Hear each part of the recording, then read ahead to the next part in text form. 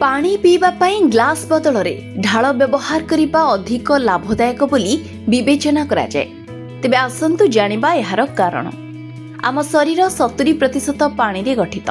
सेथिपई आम शरीर को खाद्य अपेक्षा पानीर अधिक आवश्यकता रही। आमे खाद्यरू शक्ति पाई थाउ, किंतु पानी आम शरीर रे शक्ति सृष्टि करिपारे सबुठारो अधिक सहाय्य करे। एपरि परिस्थिति रे आपण की प्रकार पानी पिउछंती ताहा एकमात्र गुरुत्वपूर्ण प्रश्न नुहे, बरं आपण जो पात्र रे पानी पिउछंती ताहा मध्य बहुत गुरुत्वपूर्ण।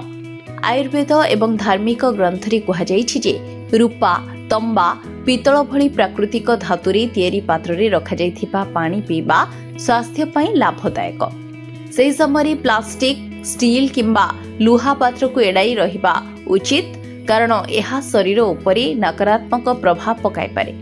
यह सहित पानी पीबा पाई ग्लास बदल ढाल व्यवहार करने अधिक लाभदायक बोली विवेचना करा जाए। आयुर्वेद अनुଯାयी ढालरू पानी पीबा सर्वोत्तम, कारण यार आकृति सीधा एवं समान नुहे बरं गोलाकार, जहाँ आयुर्वेद अनुसार अधिक लाभदायक। तुलनात्मक भाव में ग्लासटी सीधा एवं एक रेखारे अछि, जहाको पानी पीबा पाई उपयुक्त बोली विवेचना करा जाए नाही। तेणु ग्लास रो पानी पीबार अभ्यास परित्याग करने को आयुर्वेद रे परामर्श दिया जाइछि। गोलाकार आकृति पानी उपरे सकारात्मक प्रभाव पकाई थाए।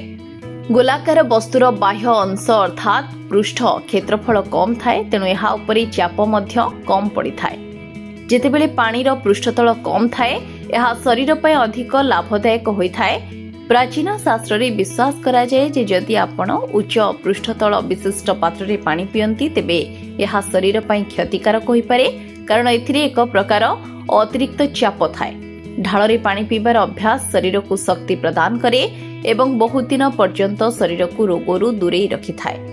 विशेषकरी फिस्टुला, पाइल्स एवं अंतनली रे दरज भली समस्या हेबार संभावना बहुत ह्रास पाए। खाली पेटरे सकाळु तंबा बा पितल ढाल रे पानी पीबा द्वारा पेट संपूर्ण रूपे सुस्थ रही थाए, जहाँकि आपणक पूरा दिनर कार्य को सहज और सुचारू रूपे संपादन करिपारी सहायक हेबो। Bureau report, RCN Odia.